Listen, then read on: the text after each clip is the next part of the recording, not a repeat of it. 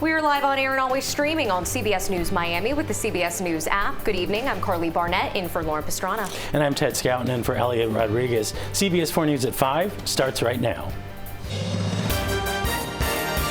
This is CBS 4 News at 5. I remember hearing shootings and going like, and then reloading and then again, and people screaming and running. It was just really traumatizing and scary. We are following breaking news out of Illinois, where a day of celebration turned to tragedy. A manhunt is underway and people are being told to shelter in place after a gunman killed 6 people and hurt at least 24 others at a 4th of July parade. Tonight, we're getting a look at some video as families at the parade are startled by gunfire.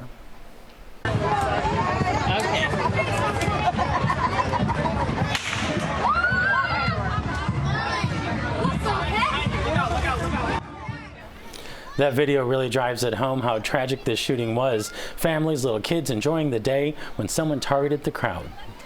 Now we want to give you a look at where this shooting happened. Highland Park, Illinois is a suburban area 25 miles north of downtown Chicago. It's located on the north shore of the Chicago metropolitan area. Investigators say it appears the gunman was shooting from a roof. They found a high-powered rifle at the scene. They are now searching social media for any references of threats that were made regarding parades. CBS 4's Danya Backus has more.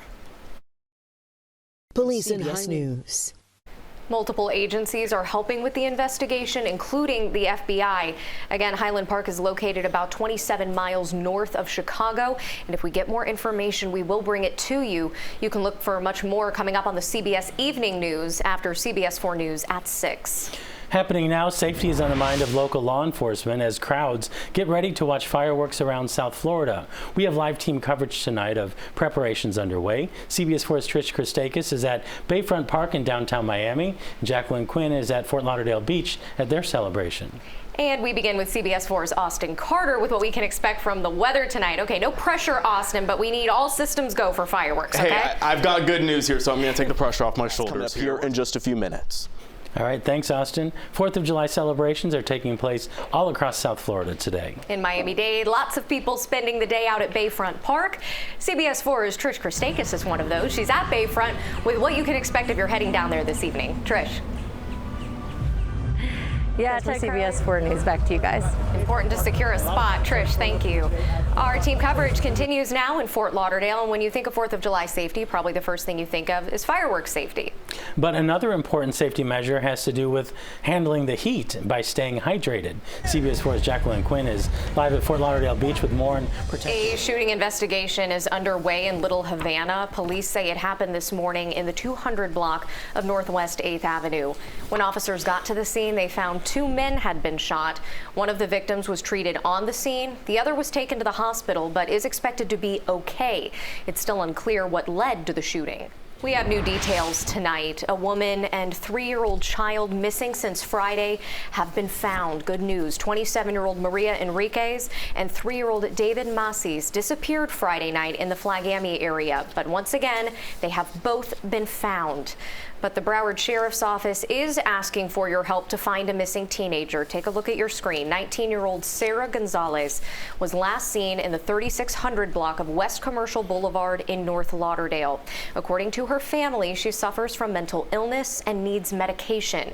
If you know anything, call BSO. And with the 4th of July comes the fireworks, and while many of us will go out and watch the professional displays, some people like to buy their own and put on their own show. Local law enforcement officials are reminding people to be safe when using fireworks because they say some of the injuries they see can be compared to battlefield injuries.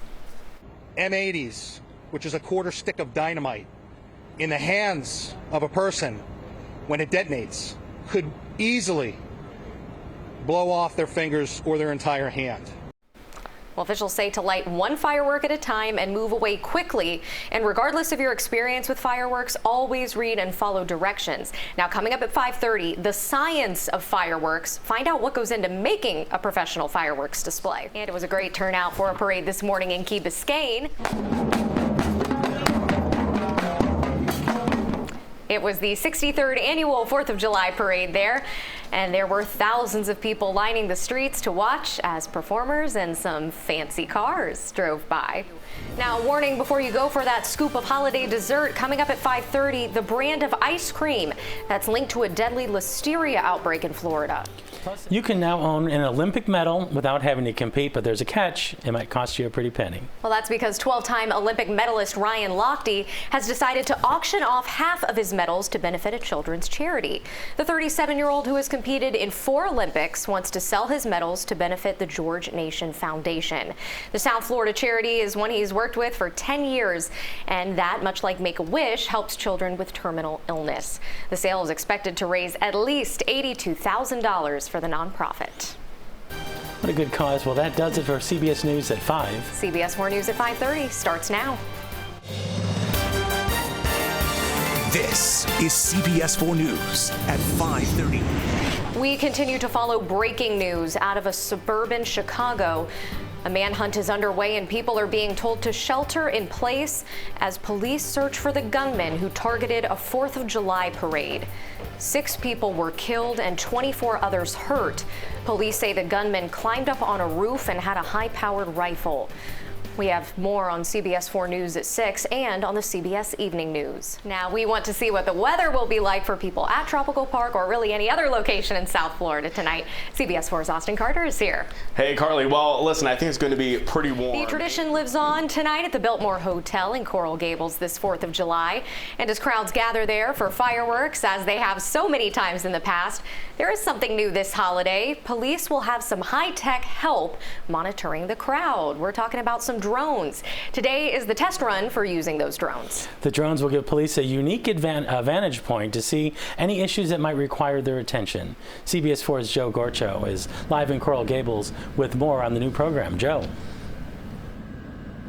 Well, Ted and Carly, I can tell you. Fort Lauderdale police are investigating after a home was hit by hate for allegedly supporting Ukraine. Anti-Semitic symbols were spray painted on the homeowner's I Stand With Ukraine flag and along his garage door. Now, this happened in the 5800 block of Northeast 18th Terrace. Police say a neighbor witnessed this and confronted the suspect, who then ran away. Others who live in that area say they've never seen anything like this in their neighborhood. It's sad to see that it's come here. I did 23 years in the Army, all during the Cold War. I don't know why we're not supporting Ukraine even more than we are today. So, yeah, it's heartbreaking.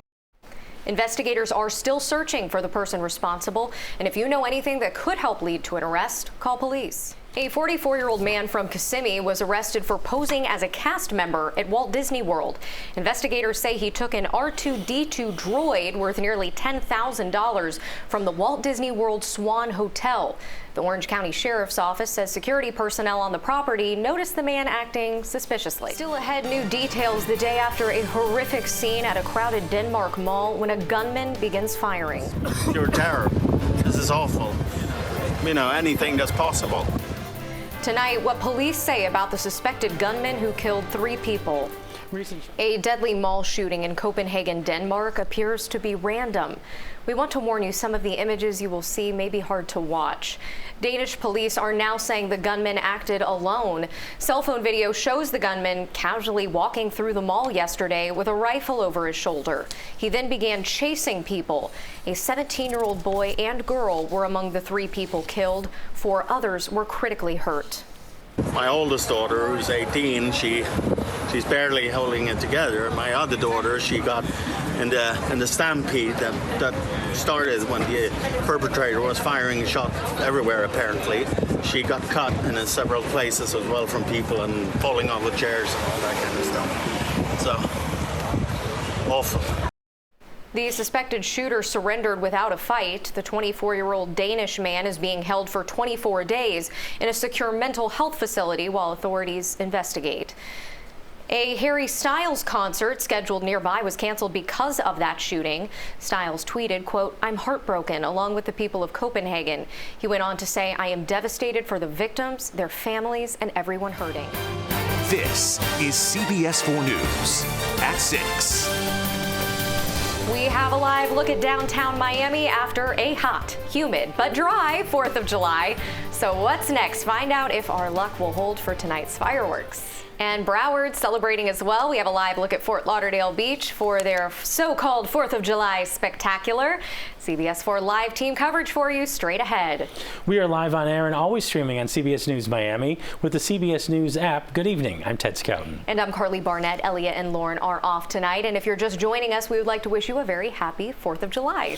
Let's get things going with what everyone wants to know. CBS 4's Austin Carter with your fireworks forecast. Hey, Austin. Hey. Well, travel troubles around South Florida and the country appears to be easing a little bit today after a holiday weekend filled with delays and cancellations. Let's take a look at the flight board at Fort Lauderdale Hollywood International Airport. It shows fewer delays and cancellations. The numbers are down at Miami International as well. Last week, there were hundreds of delays locally and dozens of cancellations. We caught up with travelers who say so far today was pretty good, but the recent travel troubles have been frustrating. You make a reservation, sometimes your flight is canceled because they don't have staff, and then you're expecting to be in at a certain time and you end up getting in hours and hours later. Much of the latest round of travel troubles have been blamed on factors like bad weather and staffing shortages. With the 4th of July comes fireworks, and while many of us will go out to watch the professional displays, some buy them and put on their own show. Well, if you plan on doing that, remember to do it safely. CBS 4's Deborah Souverain is in Fort Lauderdale with what you need to know to stay safe.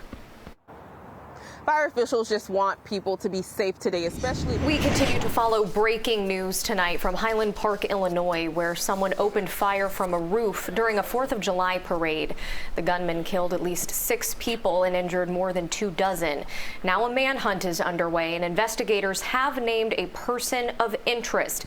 That is 22-year-old Robert or Bobby Cremo III. At the most recent news conference, the Lake County deputy chief said Cremo is still at large and should be considered armed and dangerous. He's described as a white man with long black hair, about 18 to 20 years old.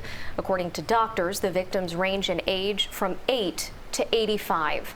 Multiple cities across Illinois have already canceled their celebrations due to the tragedy. A long fight ahead for Florida native Addison Bethea, now the victim of a shark attack on Keaton Beach earlier this week. That's a Gulf coastal community in the southern part of Taylor County.